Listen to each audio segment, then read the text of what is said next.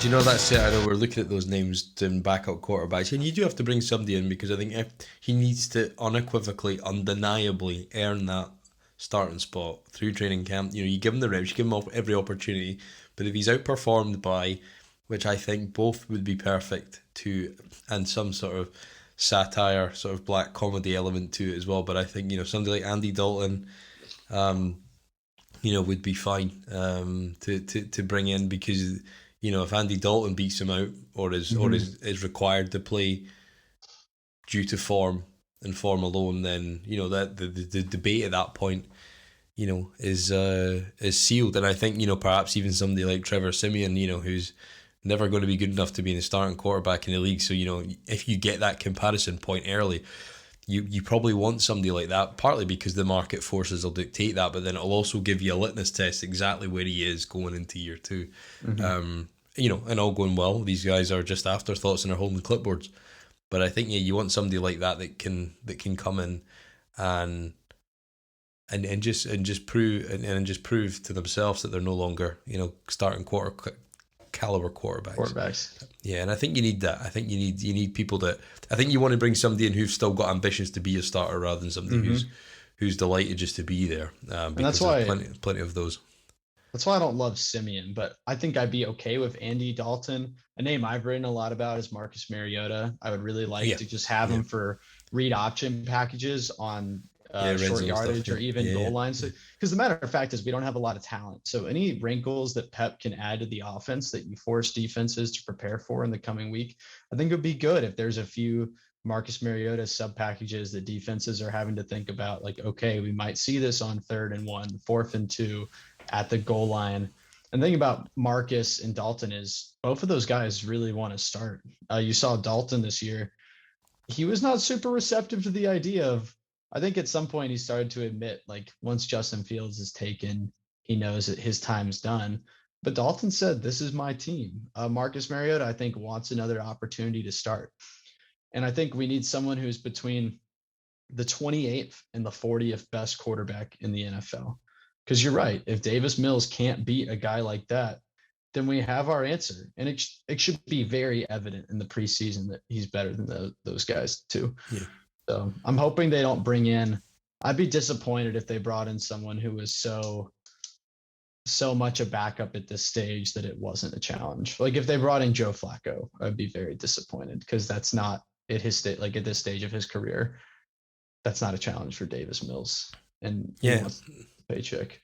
Anybody with mobility, I think Mariota would be a great one because I think he would have, if he'd come out the same year in 2014 rather than 15, he would have probably been O'Brien's pick. I think everybody bought that. And I thought he looked, he had so many different offensive coordinators. Obviously, he's never done it anywhere. He's played preseason. He's in Vegas last year, but they had packages for him. So as you said, if Josh McDaniels goes a different way there, then I think definitely worthwhile kicking the tires on those guys. And I think what this team's biggest need is, undoubtedly, is the interior of the offensive line, because when you think of the mobility and the sort of pliability of Davis Mills, the interior pocket being sealed in a way that gives it integrity for him to step into his throws is probably more important than the edge, because he's shown a good mobility just to slide up forward a couple of steps into the throw and get a comfortable release point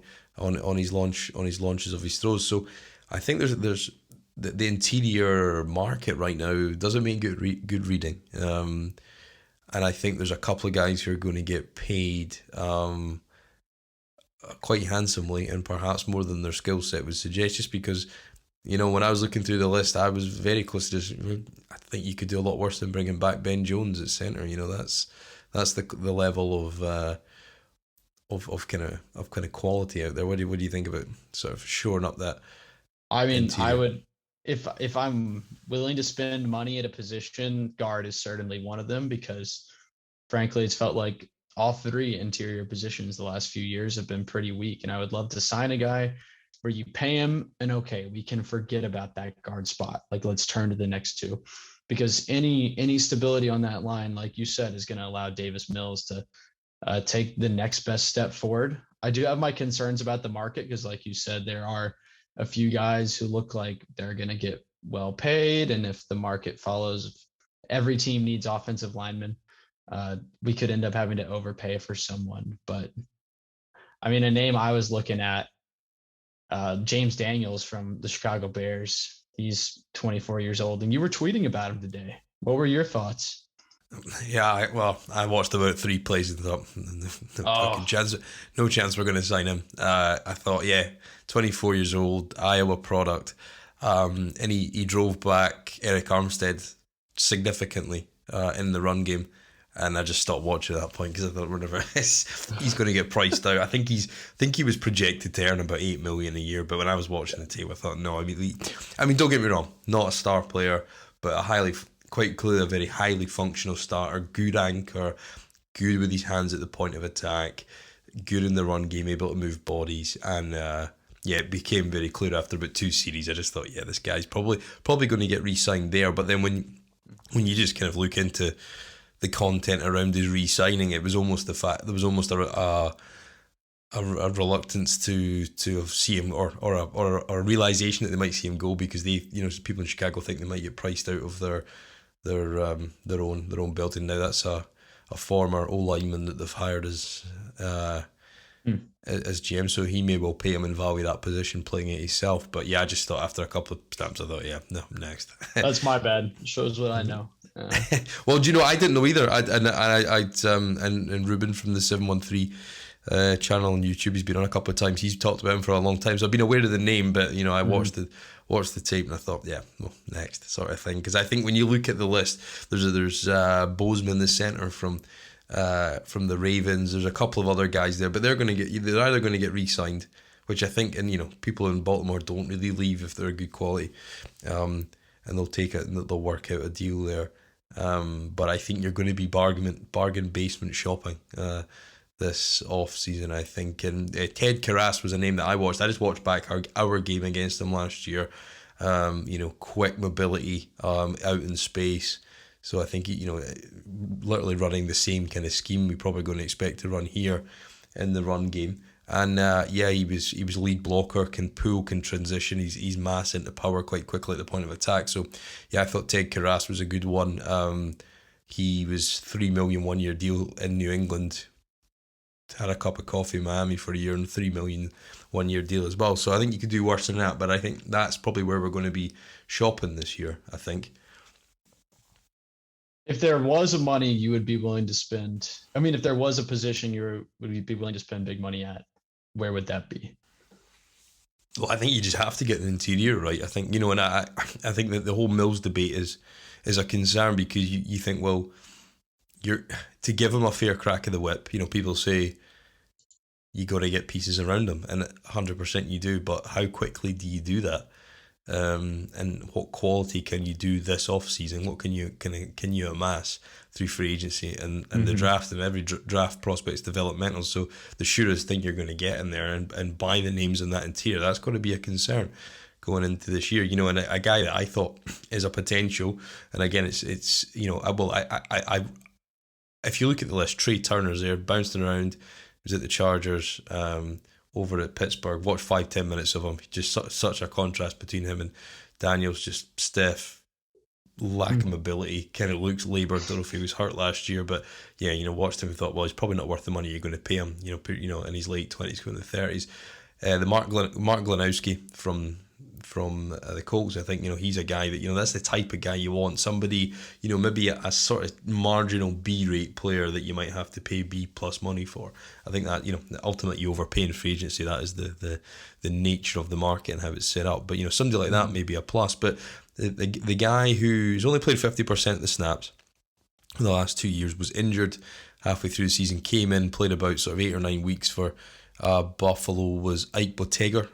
He's a former Iowa product, just same as Daniels. Probably would have crossed paths in the draft. Would be the same class, and obviously a much less polished prospect. But certainly, there was some good tape. There was some bad tape. He was on a restricted tender last year. They didn't sign him on a restricted this year. But I thought there was some good tape. I always try and watch them against our divisional opponents if I can, because that gives you the most closest point of reference, when he was going up against Grover Stewart in the Colts, who really giving him a fight for his paycheck that week. He sealed the edge on a nice inside cutback run.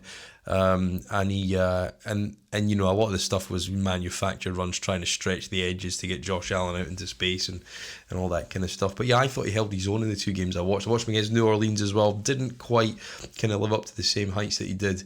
Ironically, the good game he had was a game they lost heavily, and the less so quality performance was a game they won handedly. So make of that what you will for his output. But I thought there's something there to like, and I mean look, it's a shot in the dark. But I think if you think of Nick Cassero is very close to Kurt Ferenc in that Iowa program, so there's a linkage there.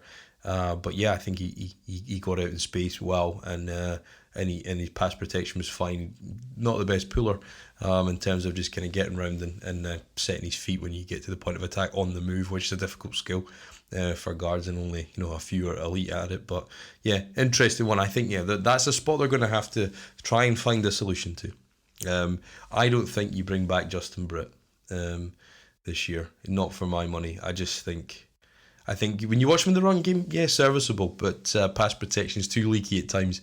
He oversets and anchors down too much. I think almost like he's kind of scared to get bull rushed because it'd be embarrassing for him if he sees kind of character in the media, and he just kind of oversets and at times is beaten predominantly kind of swim moves over the sort of kind of sharper angles to the quarterback. So yeah, for me, I think that's the concern, John. I think is how we're going to plug potentially all three gaps. I think. I mean, I would say I bring Jimmy Morrissey back though. I think he's worth another look this year. What would you pay him? Well, he's a restricted free agent, so it's predetermined. It'll be about $800K. So it's a free bet, really. Wow. Yeah, I would do that too. I mean, there aren't a lot of people that I want to bring back that are impending free agents, and there are even more guys I want to cut. But yeah, I'd be happy bringing Jimmy back as well. I think the offensive line, it's not something we're going to fix in one off season as much as we'd like to. What you said, maybe if we can get one B player in the building who we have to pay B plus money, and then maybe you get another guy in the draft with one of those first 4 picks, one of those top 100 picks, even just fixing 2 of those spots I think that buys a lot more time for Davis Mills. So I can't speak on offensive line to the level of proficiency that you can, but even I know that's probably going to determine a lot of the success or lack thereof of this football team and during the upcoming year. And the contrast of watching these other guys, I think particularly Bo Tigger as well, which I liked, was he would throw a block and then he would look back inside constantly. So before the quarterback's released it, he's made contact with 2 rushers. And I couldn't tell you the last time I've seen a Texans, offensive lineman just even do something as simple as that, just looking for work and just be in the level of organization. I think as well was stark, and the understanding of what they're trying to do, and a lot of other teams' run games are so simple in comparison. As we're running 15 different concepts on a Sunday and are terrible at them all. Whereas if you look at just look at our division against Tennessee, they run inside zone to the left, inside zone to the right, a couple of mix-ups here and there, and that's about it. There's not a huge array but they do it and execute those plays at a really high level regardless of the personnel up front. David Quisenberry's extended his career when you would have assumed he would never play it down after leaving with all his cancer troubles and all this kind of stuff. So yeah, it was a huge contrast watching these guys. And I think up front as well, the Texans need to find only, Caserio talked about this today, only one body at tight end in Brevin Jordan, who we don't know if he can block yet. It's certainly not on tape. Might not have the frame or the mass to do so. In terms of tight ends, any names there you think we can look to try and add to this roster? I've written on O.J. Howard. I really like him. I think that we have not seen everything that he can offer in Tampa Bay. He kind of got the short end of the stick where he was coming into his own. Tom Brady arrives in town, and it is very well understood how Tom Brady feels about his veteran receivers, about having his guys on the field. Rob Gronkowski comes out of retirement. Obviously, he becomes Brady's favorite guy to throw to on the field, let alone at the tight end position. And then Howard tears an Achilles, which is a significantly more difficult injury to deal with than an ACL. halfway through the 2020 season. And by the time he's back in 2021, Cameron Brate has worked his way up into the rotation, developed a rapport with Brady, and we don't really see a lot of OJ Howard. I think he's going to be a value add at a position that there are going to be some guys who get paid serious money. Dalton Schultz, Mike Gesicki, I expect them to sign huge contracts. Yeah. Even Zach Ertz for a team that wants to throw the ball a lot. I think Howard, he was considered the best blocking tight end on the Bucs when they, or one of their best too. I guess obviously Gronk's a very good blocker. It's part of why he's a Hall of Famer. But when Howard went down, the writing in Tampa Bay was, okay, now they only have one blocking tight end. So obviously he can block, and you're not picked that high and you don't put up his receiving numbers that he did during his first 3 years in the league without an ability to catch the ball and some athleticism after the catch. I think Howard would be an extremely reasonably priced player that needs an opportunity for volume if he wants to get a big second contract, which this is the first time he's off the rookie deal, or he might have come back last year on a very short on a inexpensive 1-year contract. But I like OJ Howard a lot, and I think he could do the blocking requirements that Pep Hamilton is preaching tight ends will have to do in his offense. What about you? Yeah, interesting to see. I need to go and try and watch. See. I mean, it's been a guy who's not fulfilled his potential, I think, and that's the type of guys we probably want to go after. You know, people that had elite traits that made a front office pick them at the top end of a draft and hadn't realised their potential for health, luck, mentality, situation, you know, whatever it might be. That strategy is something you've seen other teams, and it does pay off every so often. But, you know, even if you can get a mid-level starter rather than the star they were meant to be, then that's probably something, you know, that could pay dividends in terms of a player acquisition strategy. I think for me, for a true Y tight end, but when I say true, it's probably not a true Y tight end, but I don't think there's that many of them in the league. And I say Y, I mean total inline blocker. And Tyler Conklin, who played a lot of snaps last year for Minnesota, not the most smoothest route runner. He's not going to show too many people a clean pair of heels. I don't think that's not necessarily his game, but a very able, willing blocker. They were happy to let him go and either cross the formation or just sit out and take one of the 4-man fronts. And I watched them against San Francisco just to try and give a barometer of you know, one of the better fronts in the National Football League, and he held his own in that. He had almost 600 yards last year, which was his career high.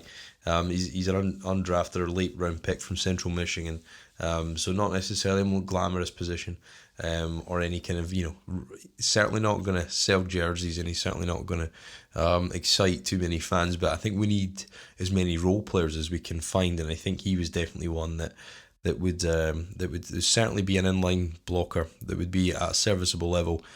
Can catch the pass, good set of hands on him when he gets free, and just sitting in the open zone to do that. And I think he potentially be a low cost free agent, because the difference between this market and the interior guys is there's a lot of names, and there's a lot of household names that are going to get paid on reputation and potential upside.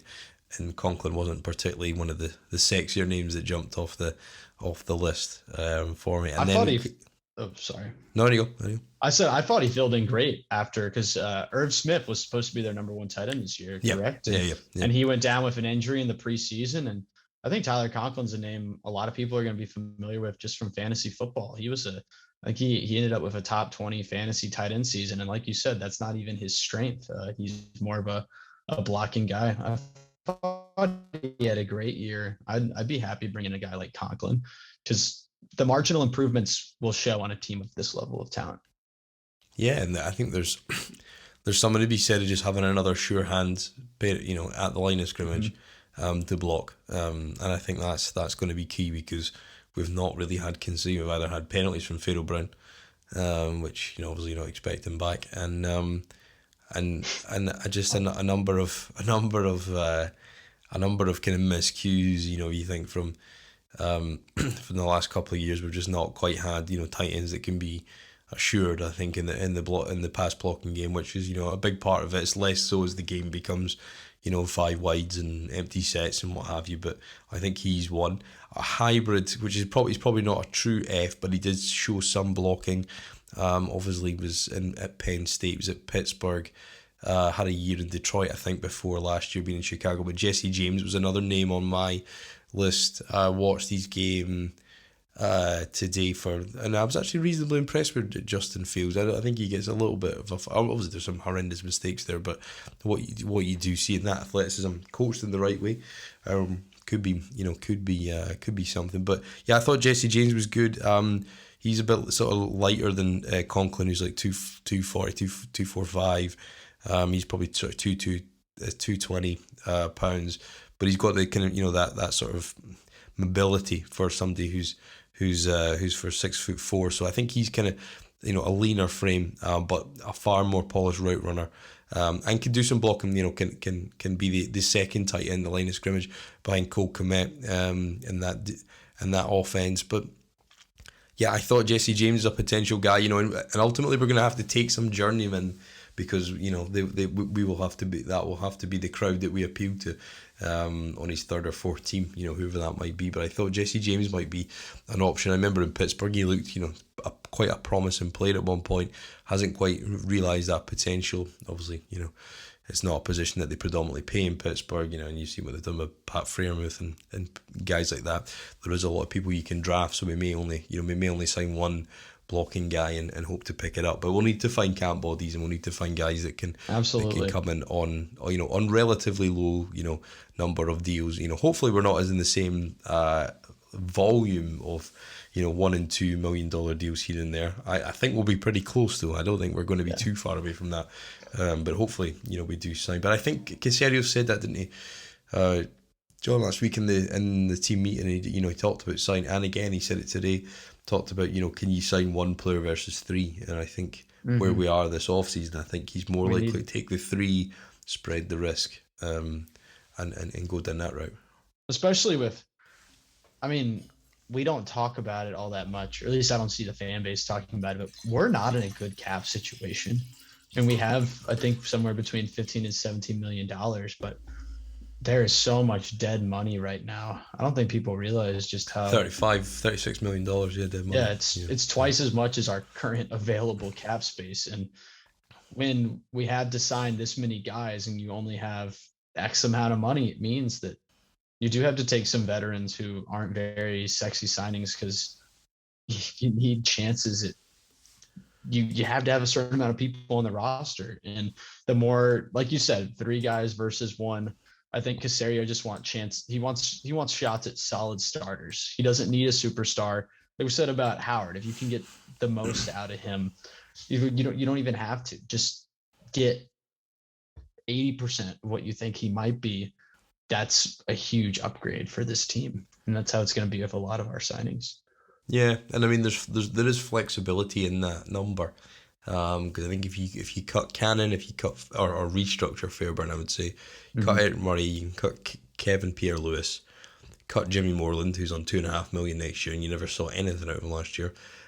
Jordan Jenkins, I don't think you need him and DeMarcus Walker, and DeMarcus Walker's half the cap hit if you bring him back on the same money. And Justin McRae, if you cut all those guys, that'll give you... When can they cut Marcus Cannon? I'm surprised that hasn't. No dead money, zero dead money on his contract. But yeah, that's almost $23 million right there with those guys. And I don't think, assuming you can restructure, that's based on a $1.5 million saving on Fairburn against the cap, which I think is more than doable. So, that would allow you to sign a number of guys on the defense, and give you $17 million to go play before, the big 3 contracts, which are very, very top heavy. On the architecture of this cap and how it's laid out right now. Wait, do you want to bring Fairbairn back for another season? Like, would you be at a lower cap hit? Yeah, if you want to convert it to signing bonus or what have you. He's an Easterby guy, so he'll be here. There's a reason why Derek Rivers was signed after hardly playing this year and was one of the first names re-signed for this year, So, they might not come to an agreement, but Kruger Hill, he's another one. He'll be back as long as they can get the money to work. I'd be excited about bringing him back. At the right price, yeah. At the right price. I think you've got to be careful of those guys, haven't you? And it's the same in the draft as well. 1-year production guys, because there is circumstances that were different that allowed them to do it 1 year versus the 5 or 6 in their career up to this point where they did not perform. So yeah, you've got to be careful in free agency, I think. And I don't think Caserio will overpay for his own. I certainly don't think he'll overpay out the building. That's for sure. I think another position we're going to have a huge turnover again, particularly if you cut Kevin Pierre-Louis, like we said, is linebacker. You got any names on your list there, John? Linebacker, a name I was looking at. I haven't really looked at the linebacker class, but a name just looking at who was available in the class is Azeez Al-Shaair, is a restricted free agent from San Francisco. And this is a guy that I don't know. Well, restricted free agency is complicated, but they're in some cap issues. And obviously Jimmy Garoppolo might free up a lot of money, but they already have a lot of money dedicated to that linebacker group. And if there was any way he got away, he started, I believe, I think he had over 100 tackles for the Niners last year. That was a big name I've looked at, but I've been looking more at the draft for linebacker than the free agent class. Who did you see that you liked? I watched one game and then I flipped on the tape again, another game, and he wasn't out there, but I watched the game against Minnesota just when I was watching Conklin. And I think he's about 220, so he's a lighter linebacker. He was on the right of the three most of the time. They didn't really rotate him, so he got caught on a misalignment and Justin Jefferson beat him on a wheel route, so I'll not hold that against him. But he did. I did try and send you the video, but it didn't work on the chat box. But he actually picked off Garoppolo and took it back into the red zone and just kind of got in the passing lane. And I'm sorry, Kirk Cousins didn't pick up his own quarterback. And took it back to the house. So. Yeah, a light guy, good lateral mobility, I thought, and a sort of kind of good kind of almost like a corner kind of defensive back in some of his movement skills. So you can see why he's on there. He's very much a role player. He comes off the field at times for them. But yeah, it was an interesting evaluation. I thought, he's a lighter guy. Probably, he's a Kim Grugier Hill replacement perhaps. I know he gets downhill and shoots gaps a lot more. But yeah, no, he looked like a guy. And these are these names that people, I certainly hadn't heard of today. And if you're listening, I don't blame you if you've not heard of them either. But these will be the kind of guys, when we signed Tavir Thomas last year, never heard of him. We've re-signed T. Davis, so that's formally announced today.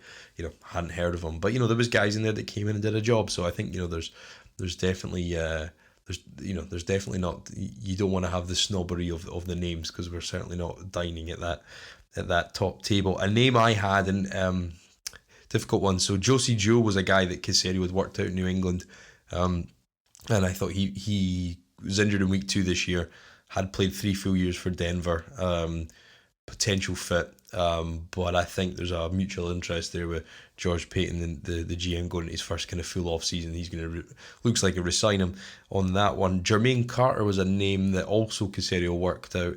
I think he was at Maryland, but obviously number 4 sort of on for Carolina. Obviously we saw him on Thursday Night Football and Davis Mills' his debut, and he comes off the field in obvious passing downs. Obviously you've got Shaq Thompson in there, who's kind of the do-it-all linebacker, and there's not many like him, so he kind of takes preference. But a willing tackler, kind of gets his eyes caught in the backfield a little bit and tries to block the wrong gaps at times. I watched his game against Dallas just to get a feel for Dalton Schultz, because I hadn't really watched much of him beyond the Thanksgiving Day game this year. So yeah, he was an interesting name. I think, again, scrappy, a bit rough around the edges, but potentially a comeback at a value. And I think, looks like Carolina, or from everything I read, certainly looks like they're perhaps leaning towards, drafting at that position as well. And that may well be if you bring back Christian Kirksey, then, you maybe put a couple of guys either side of him that he can coach through, and then in a year's time you sort of draft these replacements sort of thing if you've got an excess of capital to do so. But linebacker's a tough one, I think, particularly in this scheme. Last year, when you saw people continually not getting enough depth in their passing sets, getting caught out big holes in the zones, and it was so obvious and easy at times for teams, particularly that Carolina game was horrendous. I remember DJ Moore got, I think, 100 yards in a quarter. So, I think we're going to have to get guys who are mobile, and I think, he fits, Shazier fits that mould.